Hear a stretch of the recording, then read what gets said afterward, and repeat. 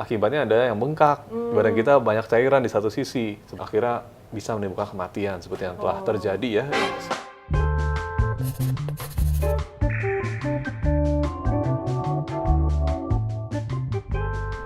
Halo pemirsa Kata Dokter, apa kabarnya nih? Nah, sekarang balik lagi ke channel Kata Dokter di acara podcast Kata Dokter. Nah, bersama saya Catherine, saya sekarang udah ditemenin oleh Dr. Jeff sebagai dokter spesialis penyakit dalam. Halo dok. Ya, hai Catherine. Halo Apa dok. kabar? Iya, ini dokternya keren banget karena selain menjadi dokter spesialis penyakit dalam nih, juga menjadi dosen di Universitas Trisakti di Fakultas Kedokteran nih. Dokternya keren banget nih, dokter paling keren deh. Nah dok, nih aku lagi pengen banget ngebahas isu yang lagi rame banget diobrolin di Indonesia nih ya. Yes. Yaitu adalah gagal ginjal akut pada anak nih dok. Ini ceritanya katanya sudah banyak sekali kasus hingga 241 kasus nih terakhir. Di update-nya di tanggal 21 Oktober kemarin. Dan ada jumlah kematiannya dok sampai 133 anak. Ini berarti kan sudah hampir 50% ya dok ya. Tapi ini tuh katanya disebabkan oleh adanya kandungan yaitu namanya diethylene glycol dan juga ethylene glycol pada obat yang dikonsumsi oleh anak-anak tersebut nih dok. Yeah. Apa sih sebenarnya gagal ginjal dan juga bedanya sama gagal ginjal yang akut nih dok? Boleh dijelaskan? Oke, jadi memang istilah ini banyak digunakan ya. Gagal ginjal, ada juga gangguan ginjal ya. Kalau kita dulu kuliah kedokteran, mungkin di sini ada yang kuliah kedokteran ya. Itu ada beberapa yang membedakan gitu ya antara gangguan dengan gagal ginjal. Tapi kalau dari istilah asingnya itu biasanya kurang lebih interchangeably ya. Jadi bisa digunakan saat satu sama lain tuh nggak begitu beda ya antara gagal dengan gangguan. Intinya sih terdapat gangguan pada fungsi ginjal. Nah, fungsi ginjal itu kan ada 6 ya. Kalau teman-teman tahu ada 6 yang krusial banget buat badan kita. Yang pertama itu biasanya ginjal itu berfungsi membuang racun ya, yang kita tahu. Jadi kan kita kalau pipis gitu ya, itu kan sebenarnya racun-racun yang kita buang. Nah itu lewat ginjal awalnya, mesin cucinya itu ginjal teman-teman. Kemudian yang kedua, fungsi ginjal ini juga menjaga cairan dalam tubuh kita. Jadi ini sangat canggih, tubuh kita ini punya sistem kayak ini ya, pengatur cairan ya, sehingga sel-sel kita tuh kelihatan bugar, kan kelihatan nggak kuyu, nggak kelihatan dehidrasi gitu ya, yang kelihatan dehidrasi karena ada sistemnya yang mengalirkan pengairan irigasi gitu ya kalau di sawah ya, sehingga air ini cukup ke semua sel-sel tubuh kita secara merata, nggak ada yang ketinggalan gitu ya. Nah itu adalah fungsi ginjal salah satunya. Kemudian yang ketiga untuk menjaga keseimbangan elektrolit. Elektrolitnya adalah garam-garam dalam tubuh kita ya, biasanya garam kalium, garam natrium supaya semua sel kebagian, karena ini penting banget buat fungsi-fungsi sel itu sendiri. Kemudian yang keempat, fungsi ginjal itu juga untuk memproduksi hormon ya. Biasanya itu adalah hormon untuk pembentuk sel darah merah kita. Kemudian membentuk vitamin D, dan yang terakhir menjaga tensi. Jangan lupa. Jadi tensi kita ini bisa stabil, mungkin Catherine, teman-teman di sini stabil ya tensinya, nggak yang lonjok tinggi tiba-tiba terendah.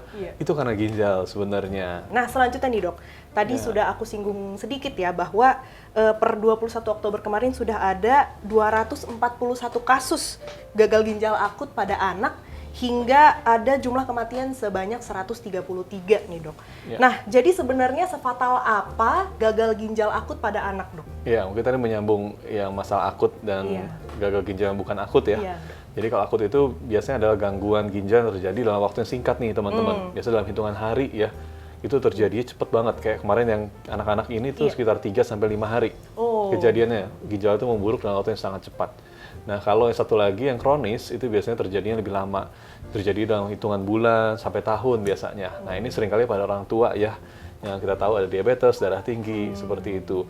Nah, terus tadi kalau untuk gangguan ginjal akut ini, sebenarnya saat ini kan masih ditelusuri ya penyebabnya. Penyebab pastinya itu masih dalam investigasi. Cuma yang paling dicurigai adalah yang sirup, yang itu ya, yang dibahas tadi ya, yaitu sirup yang mengandung ethylene glycol dan juga diethylene glycol, atau yang kita singkat dengan EG dan DEG ya. Nah itu biasanya akan merusak ginjal karena si kandungan ethylene glycol dan diethylene glycol ini akan diubah menjadi zat yang sifatnya itu kurang bagus buat ginjal atau toksik ya kita bilang. Ditambah nanti ada asam oksalat yang juga terbentuk yang bisa menjadi kristal. Nah kristal ini kan tajam ya, kita tahu di ginjal itu kalau tajam dia akan nusuk-nusuk, akhirnya ginjal jadi luka dan akhirnya nggak bisa berfungsi ya. Jadi itu merupakan salah satu pemicu semakin buruk gitu ya. Bener, jadi makin buruk akhirnya jatuhlah kondisi gagal ginjal yang akhirnya harus cuci darah. Begitu Gitu. dok. Nah, berarti apakah ada perbedaan yang sangat signifikan antara gejala gagal ginjal pada orang dewasa dan juga pada anak-anak nih dok? Gejala gagal ginjal atau gangguan ginjal ya pada anak dan dewasa ini sejatinya sih tidak begitu berbeda bermakna ya, karena kan organ yang terkena itu sama ya, yaitu ginjal. Yang mana tadi ginjal sudah kita bahas ya, ada 6 fungsinya, yang salah satunya adalah menjaga keseimbangan cairan tadi. Sehingga kalau ginjalnya rusak, otomatis cairannya jadi tidak bagus ya distribusinya atau penyebarannya. Akibatnya ada yang bengkak. Badan kita banyak cairan di satu sisi, seperti di Bengkaknya tuh kaki. di mana nih, Dok? Biasanya di kaki yang sering di ya, kaki. atau di muka ya, anak-anak itu sering jadi bengkak-bengkak mukanya, dan itu yang disebut dengan sindrom nefrotik ya istilahnya. Nah, selain itu juga kan ginjal juga menjaga tensi tadi ya fungsinya. Iya. Nah, itu bisa jadi gejala juga. Jadi gejalanya tensinya itu naik, tinggi Itu tiba-tiba. parah banget sih dok kalau udah berubah-berubah gitu. Bener, bahaya banget ya. Jadi tiba-tiba kita jadi pusing kepalanya, seringkali gitu. Dan pasti lemes ya teman-teman ya, karena kan racunnya nggak kebuang tuh ya. Iya, aduh, Jadi menumpuk dalam tubuh kita ya, zat-zat yang berbahaya itu harusnya dikeluarkan lewat kencing, itu naik nggak bisa keluar gitu ya, gimana ya? Kayak kita nggak bisa BAB ya, jadi Iya. kepala pusing dan lemas pastinya ya. Betul dok, betul. Banyak cair racun soalnya di Iya. dalam tubuhnya. Nah, sisanya juga pastinya lama-lama teman-teman bisa ini ya, ada gangguan berupa sesak nafas ya biasanya. Karena cairan tuh biasa di paru-paru juga numpuk ya. Akibatnya nafasnya sesek, akhirnya bisa menimbulkan kematian seperti yang telah terjadi ya. Iya, iya. Sejauh ini ada hampir 50% tadi yang Iya, Catherine hampir bilang. betul. Itu signifikan banget loh. Iya. Ini kan katanya 2 bahan yang tadi ya, yang sedang Yes. ramai dibicarakan, yaitu diethylene glycol dan juga ethylene glycol. Nah ini katanya ditemukan di obat yang berbentuk sirup nih dok, yang dikonsumsi oleh anak-anak. Nah, apakah dokter tahu daftar obat sirup apa saja atau yang bagaimana yang memang sudah dinyatakan tidak aman gitu? Iya, memang daftarnya masih terus diupdate ya oleh BPOM kita. Hingga hari ini sejak sejak tadi pagi ya sampai kita podcast ini, siaran ini sih sudah dikeluarkan itu obat-obat yang memang sudah diuji ya. Sejauh ini yang memang diuji kadar ethylene glycol dan diethylene glycolnya dan dipastikan dalam batas yang aman, itu yang pasti ada 13 ya sebenarnya. Nah, yang lainnya ini masih dalam proses konfirmasi karena yang baru diuji adalah yang kadar polyethylene glycol. Jadi bukan diethylene glycol atau ethylene glycol yang tadi kita bahas ya. Iya, iya, Ini berbeda. Jadi mungkin teman-teman banyak yang bingung, apa sih bedanya kok banyak banget nih glycol gitu ya. Iya, dok. Coba Ada yang boleh ethylene glycol yang tadi kan, katanya ada yang EG, terus ada yang diethylene glycol, ada DEG, ada lagi polyethylene glycol atau PEG ya teman-teman, dan ada lagi yang propylene glycol. Oh, ada 4 nih dok. Jadi mungkin teman-teman semua yang jago kimia di sini pasti tahu ya kenapa bisa ada banyak ya, karena biasanya zat itu ada turunan-turunannya ya. Iya dok. Dan dimodifikasi biasanya Catherine. Jadi seperti di ethylene glycol atau ethylene glycol itu sebenarnya dimodifikasi. Jadi ada gugus kimianya yang digandakan. Tujuannya supaya lebih bagus hasil zatnya. Nah, polyethylene glycol ini atau diethylene glycol yang digandakan ini ternyata ditemukan tidak berbahaya. Oke. Gitu ya, tidak berbahaya untuk ginjal. Jadi jangan tertukar. Yang poly atau yang PEG itu bukanlah penyebab utama dari gangguan ginjal. Yang menjadi penyebab utama adalah yang bentuknya ethylene glycol atau EG dan diethylene glycol atau DEG ya. Dan satu lagi turunannya itu diethylene glycol butyl ether atau DEGBE namanya. Tapi itu keluarga dari DEG tadi. Nah, ini banyak yang bingung, teman-teman nggak usah khawatir ya. Jadi kalau teman-teman di rumah ketemu ya, biasanya di belakang kandungan kita ada sampo, ada misalnya ada macam-macam ya, ada pasta gigi atau apa, ataupun juga ada dari pencahar ya, itu juga biasanya ada tulisannya polyethylene glycol. Nah, kalau teman-teman ketemu di kemasannya ada tulisan polyethylene glycol atau propylene glycol gitu ya, itu nggak usah khawatir, karena itu bukan penyebab dari yang kasus viral sekarang ini teman-teman ya. Itu sebenarnya adalah pelarut yang aman gitu ya, karena dia tidak membentuk batu ginjal atau merusak ginjal seperti halnya EG dan DEG nih yang tadi kita bahas, Yang tadi Catherine. membentuk kristal itu ya dok ya. Itu EG sama DEG. Kalau yang polyethylene itu adalah PEG. Itu beda lagi teman-teman ya, jadi jangan tertukar. Berarti kandungan, memang kalau misalnya di dalam obat sirup ini yang tadi 2 ini ya dok ya, yang diethylene glycol dan ethylene glycol, inilah yang mengerikan gitu ya dok untuk dikonsumsi. Nah, padahal Dok ya, dulu tuh minum obat sirup tuh nggak apa-apa loh. Mm-mm. Kayak saya juga dulu waktu kecil juga dikasihnya ya minum obat sirup aja biar gampang glek-glek gitu kan ya. Ada rasanya lagi ngeng gitu kan, menyenangkan gitu rasanya. Nah, kenapa sekarang tuh malah jadi masalah? Apakah ada sebuah apa oknum, apa karena apa ini, apa karena vaksin gitu loh. Kira-kira apakah dokter punya pendapat soal yang sedang ramai ini? Iya, Soal ini. kalau untuk gagal ginjal akut atau gangguan ginjal akutnya ya, itu penyebabnya memang saat ini masih belum final gitu ya. Jadi masih ibaratnya masih terduga gitu ya, Iya. belum terdakwa yang divonis gitu ya. Iya, iya betul dok. Jadi masih terduga yang saat ini bukti-buktinya masih terus dikumpulkan. Nah sejauh ini memang yang paling banyak buktinya adalah yang EG dan DEG tadi yang kita sebut ya. Itu yang memang jelas setelah dicek ginjal anak-anak tersebut mengandung kristal oksalat yang mana ini gara-gara ethylene glycol dan DEG tadi. Jadi produk turunan dari EG dan DEG. Itu yang paling banyak buktinya. Nah, sedangkan ada lagi yang terduga yang lain ya, tapi belum ada buktinya sejauh ini. Yaitu tadi ada yang bilang karena virus ya, ada yang bilang karena bakteri, leptospira, terus ada juga yang bilang karena peradangan multisistem atau MISC yang kita sebut ya. Dan juga ada yang bilang tadi vaksin ya, itu ternyata sejauh ini belum terbukti. Karena ternyata anak-anak yang menderita gagal ginjal akut ini kan banyak kan balita ya, usia 1-5 tahun mayoritas. Nah ternyata mereka setelah ditelusuri, mereka belum mendapatkan vaksin COVID yang terduga tadi. Ya, vaksin itu adalah vaksin mRNA yang terduga memiliki kandungan polyethylene glycol tadi itu. Nah ternyata mereka belum dapat itu karena di Indonesia belum bisa ya mRNA untuk anak usia di bawah 6 tahun ya.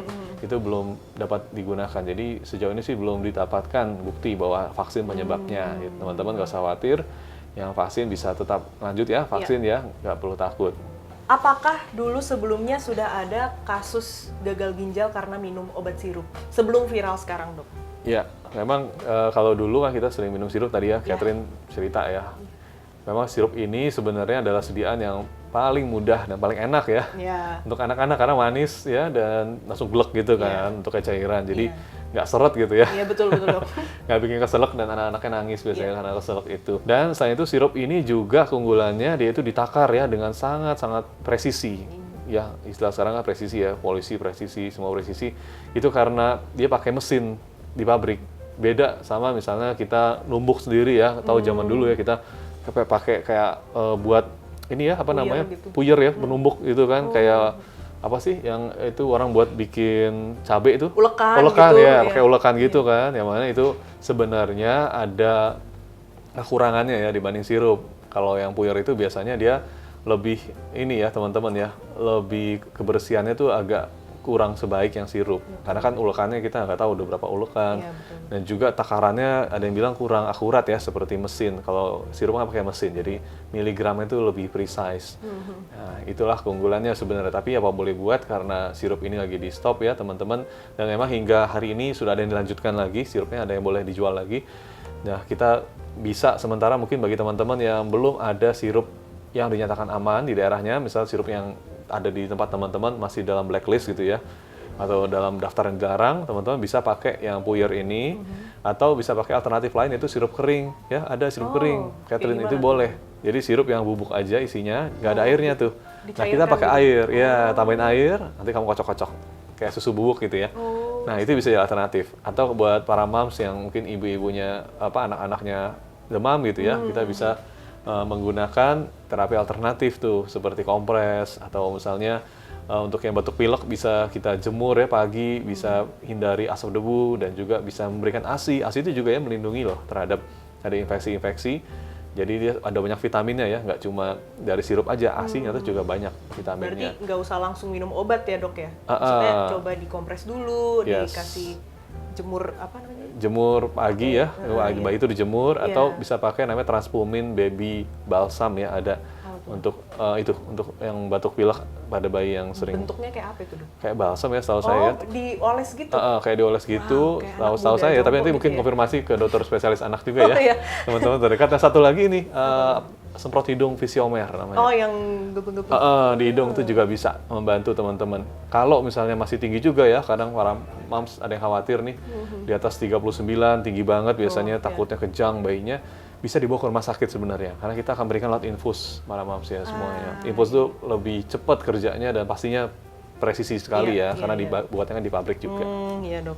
Mungkinkah ada pemicu lain selain obat-obatan? Misalnya dok, si anak ini tuh sebenarnya memang udah punya riwayat apa dulu gitu, atau memang sering konsumsi apa yang tidak sehat, sehingga ketika dicampur sama obat sirup pas dia lagi sakit ini malah jadi gagal ginjal gitu. Apakah ada pemicu lain selain sebenarnya obat-obatan ini sehingga dia bisa terkena gagal ginjal ini dok? Ya benar sekali Catherine ya, jadi sampai sejauh ini masih belum dinyatakan terdakwa tunggalnya gitu ya, atau belum divonis ya, yang bersalah ini tunggal karena obat EG, DEG tadi itu aja. Masih mungkin ada penyebab atau pelaku lainnya gitu ya, yang menyebabkan terjadi gagal ginjal ini. Contohnya apa? Contohnya ternyata pada beberapa daerah anak-anak itu memang punya penyakit ginjal bawaan ternyata. Jadi memang penyebab atau pelakunya salah satunya memang ada kelainan bawaan tadi, yang bikin ginjalnya memang dari awal fungsinya udah turun. Nah, begitu dapat obat yang mengandung zat-zat yang toksik ini, makin turun lagi, hingga akhirnya gagal dan akhirnya berujung pada kematian. Tapi yang disalahin si obatnya nih, gitu ya dok ya. Kenapa fungsi ginjal anak bisa turun tuh dok? Padahal masih anak-anak gitu. Iya, karena memang ginjal ini kan adalah organ yang sensitif ya. Dia itu harus dijaga banget, teman-teman ya. Dan biasanya nih, yang merusak ginjal ini memang manusianya sendiri ya. Contohnya kita misalnya, apa yang kita lakukan, kurang minum, kita kurang minum tuh merusak ginjal loh. Ya jangan lupa teman-teman, kita biarin haus-hausan gitu ya, nggak mau minum atau kencing ditahan-tahan, itu juga ternyata nggak bagus buat ginjal. Jadi sebenarnya ada faktor-faktor yang bisa kita ubah karena pelakunya kita sendiri gitu ya. Iya betul-betul. Tapi yang disalahin yang lain. Disalahin gitu yang lain ya. Apalagi kita udah dewasa kan, udah tahu sirupnya nggak bagus misalnya, kita minum juga ya. Ya gitulah emang kitanya ya. Nah, namanya juga manusia ya dok. Nah dok, menurut dokter vaksin COVID ini seharusnya tidak ada hubungannya sama sekali dengan penyakit ini dok, penyakit gagal ginjal pada anak ini. Ya memang sejauh ini belum ditemukan bukti ya, dan juga secara logika aja. Banyak kan bayi-bayi yang 1-5 tahun itu nyata tidak sebelumnya tidak semuanya menderita COVID ya. Dan juga yang divaksin COVID pun juga tidak dapat tuh di Indonesia, nggak ada vaksin mRNA yang diduga menyebabkan gagal ginjal tadi ya. Itu kan nggak ada, di kita kan sampai usia 6 tahun biasanya, di bawah itu belum boleh vaksin mRNA sejauh ini. Nah makanya itu nggak masuk akal gitu ya kalau vaksin itu menjadi pemicu gitu. Menjadi pemicu. Kemudian virus COVID juga ternyata hanya 2 ya setahu saya dari sampel itu yang memang ada infeksi COVID sebelumnya. Jadi katanya COVID juga bisa bikin ginjal gitu kan virusnya. Ternyata juga nggak terbukti karena kebanyakan bukan COVID tapi infeksi virus parainfluenza. HPIV namanya virusnya itu. Itu ternyata banyak mengenai pada anak-anak ini. Sehingga anak ini gejalanya berupa demam ya. Ya teman-teman lihat ada yang nulis gejala gagal ginjal berupa demam, sebenarnya kurang tepat. Jadi bukan gejala gagal ginjalnya, tapi gejala pencetusnya dari si gagal ginjal ini, yaitu infeksi kan, salah satu pencetusnya. Nah infeksi ini gejalanya memang demam. Nah ini ada pertanyaan dari salah satu netizen nih dok, bahwa katanya anaknya ini masih di bawah 6 bulan. Nah terus kalau nggak boleh dikasih sirup, emangnya sudah bisa dikasih puyer gitu? Orang minum air putih aja belum boleh. Itu dok katanya. Iya, ini juga ya memang untuk lebih jelasnya sebaiknya diperiksa dulu ya oleh dokter umum, bisa dokter di puskesmas atau dokter spesialis anak ya yang ada di sekitar Anda untuk ditentukan obatnya apa. Jadi bukan masalah puyer nggak puyernya sebenarnya, tapi masalahnya itu tergantung jenis obatnya ya yang dibuat puyer. Jadi sebenarnya untuk di bawah usia 6 bulan tuh boleh-boleh aja. Saya sudah konfirmasi juga ke teman saya yang memang sehari-hari dia ini ya menangani anak-anak, memang nggak apa-apa, memang boleh puyer, tapi biasanya puyer itu adalah puyer yang khusus ya obatnya ya. Jadi tergantung kandungannya yang di puyer itu apa. Kalau misalnya ibuprofen itu buat usia di bawah 6 bulan belum boleh. Ya, tahu ya ada obat demam ibuprofen itu belum boleh. Yang boleh adalah paracetamol, itu boleh di puyer. Dan juga obat batuk pilek kebanyakan juga belum boleh di puyer untuk anak usia di bawah 6 bulan ya. Kalau di atas itu masih boleh. Nah, makanya hati-hati banget kalau teman-teman mau minum obat puyer, anaknya masih di bawah 6 bulan, mereka konsultasi dulu. Dipastikan kandungannya itu aman nih buat dibikin puyer gitu ya. Karena tidak semua bisa dipuyer. Berarti puyer pun harus tetap hati-hati sama dengan sebenarnya kita meminum obat apapun harus hati-hati sih dok ya. Tidak harus puyer pada untuk anak 6 bulan saja gitu ya. Nah, tiba-tiba nih dok, kemarin, nggak tiba-tiba sih, ada pengumuman dari Kemenkes bahwa sudah ada penawar untuk gagal ginjal ini. Nah, penawar untuk gagal ginjal ini maksudnya penawar untuk si obatnya atau penawar untuk dua diethylene glycol dan ethylene glycol ini, atau penawar untuk menyembuhkan gagal ginjalnya nih dok? Penawar itu maksudnya apa di sini? Ya, ini juga banyak yang tertukar-tukar ya, karena mungkin panik ya. Iya gitu dok. Jadi ini bukan obat untuk gagal ginjal atau obat ginjal ya teman-teman ya, sering bilangnya, oh saya mau obat ginjal dok gitu kan, obat gagal ginjal katanya udah ada. Nah itu bukan teman-teman, jadi ini adalah obat untuk mengobati kelebihan atau keracunan DEG dan EG yang tadi kita bahas, itu lebih tepatnya. Jadi obat untuk mengatasi adanya kadar DEG atau EG yang toksik ya dalam tubuh kita. Jadi untuk mengurangi racun sebenarnya. Obat anti racun deh gampangnya. Tapi bukan obat anti gagal ginjal, bukan. Ya, karena itu sejauh ini obat gagal ginjal tuh ini ya, bukan itu ya teman-teman ya.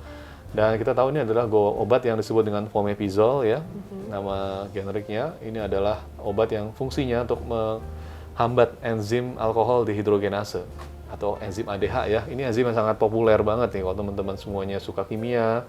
Mungkin Catherine kayaknya di sini kimiawan sekali ya. Saya anak IPS dok. Anak IPS tahu nggak? Saya kira ahli kimia ya. Bukan dok. Jadi buat teman-teman semua yang mau belajar kimia nanti bisa dibaca, atau biologi ya, itu juga ada enzim ADH ini banyak banget ya dipakai teman-teman. Karena dia bisa mengubah zat-zat itu menjadi zat-zat yang biasa dipakai ya dalam industri, dalam segala macam penggunaan. Nah, terutama juga di ethylene glycol ini.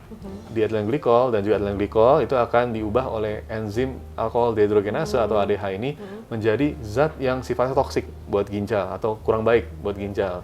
Ya, itu yang kita sebut dengan oksalat, itu dari ethylene glycol atau EG, dan ada namanya aksetat yang berasal dari diethylene glycol atau DEG.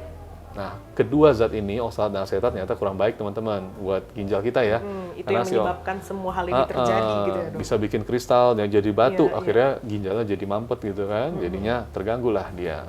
Oh, kira-kira mekanismenya si penawar ini bagaimana nih dokter? Gimana caranya dia masuk, terus dia kayak, sana-sana kalian pergi gitu, kalian tidak dibutuhkan di sini gitu. Mekanismenya gimana nih dok? Mekanisme pastinya dari fomepizol ini atau obat penawar adanya ethylene glycol dan diethylene glycol ya, sekali lagi bukan obat gagal ginjal ya teman-teman ya.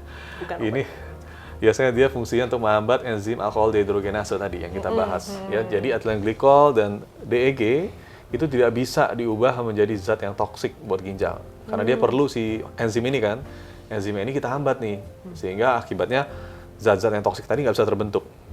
Nah hasilnya ya ginjal kita aman karena nggak ada zat oksalat atau asetat yang tadi kita sebut ya. Jadi kita bebas dari kristal atau batu ginjal ataupun zat yang langsung toksik ke ginjal. Jadi abort mission gitu ya? Yes, abort mission. Kita potong di atas gitu ya teman-teman ya. Ini nggak boleh gitu. Ini nggak boleh sama penting. Atasannya gitu ya dok ya? Gitu. Penting banget nih obat ini ya.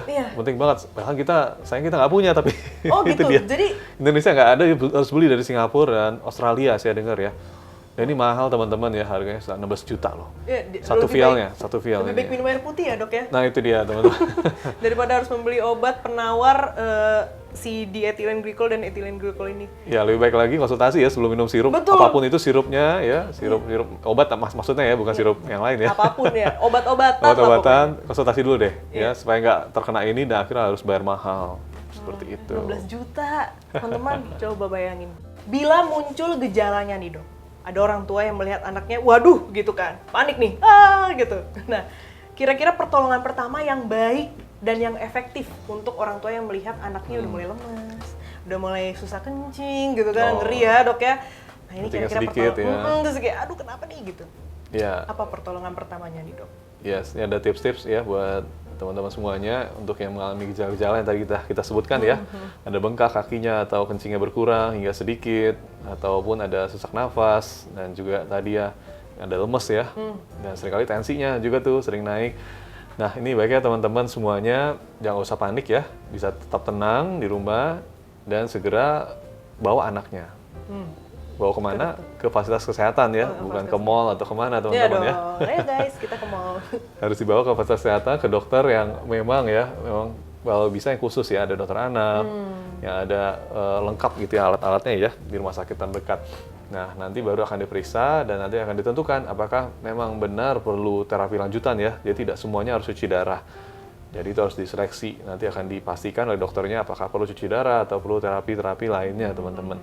Dan pastinya teman-teman semuanya harus mencegah ya di rumah itu jangan sampai makin rusak lagi ginjalnya. Jadi kalau sudah menduga anaknya kemungkinan nih gangguan ginjal, nah baiknya dijaga cairannya ya, dikasih minum ya sambil nunggu itu minumnya harus cukup dan juga pipisnya dipantau terus dan pastinya juga jangan ditambah obat-obatan lain ya karena akan memperberat fungsi ginjal. Baiknya ditahan dulu deh obat-obat yang lain-lain yang belum jelas efeknya atau mungkin ada saran dari sana kanan kiri ya pakai ini Bu, pakai ini. Itu baiknya ditunda dulu ya. Jangan Karena, langsung percaya dok ya. takutnya ginjal tambah berat kerjanya kan obat-obat itu nanti akan di metabolisme di ginjal ya teman-teman ya. Nah selain itu teman-teman semuanya cukup tenang ya apabila memang terbukti nanti dari pemeriksaan dokter karena EG atau DEG penyebabnya maka akan diberikan nanti teman-teman penawarnya ini yang tadi kita sebut dengan fomepizole ya. Itu ada pemberiannya selama 30 menit biasanya satu vialnya itu nanti akan diresepkan oleh dokter anak ya yang tadi kita sebut sebagai penawar atau obat untuk mengatasi keracunan etilen glikol. Selain memberikan si penawar ini dok, ada nggak sih penanganan lain dari tenaga medis untuk mengobati si anak-anak? Penanganannya akan sangat kasus per kasus ya biasanya ya. Seperti itu Catherine, karena biasanya anak-anak ini beda-beda background-nya ya. Ada yang punya penyakit ginjal bawaan, dari kecil memang udah ada penyakitnya. Atau memang anak ini ada juga penyakit komorbid lain ya yang bisa memperberat ginjal. Contohnya ada diabetes misalnya, itu juga kita harus tangani gulanya. Atau ternyata memang sebelumnya ada hipertensi gitu kan, udah kronis nih darah tingginya. Nah itu kita juga harus turunkan tensinya ya supaya ginjal nggak makin rusak. Jadi ini semua hanya dimungkinkan apabila ada dokter di sana yang memang gitu ya memeriksa dan memang sudah tersertifikasi ya untuk menangani anak-anak ini. Jadi baiknya teman-teman semuanya bawalah ke fasilitas kesehatan segera, nggak usah tunggu-tunggu di rumah atau pakai coba sana sini ya. Kadang-kadang dari YouTube, dari mana ada dari video kita bisa pertolongan pakai ini dulu herbal apa ini itu baiknya ditunda ya kalau saran saya baiknya segera bawa deh. Apalagi kalau sudah sampai lemes banget, sesak nafas, baiknya segera dibawa. Iya, untuk mencegah terjadinya hal ini dok.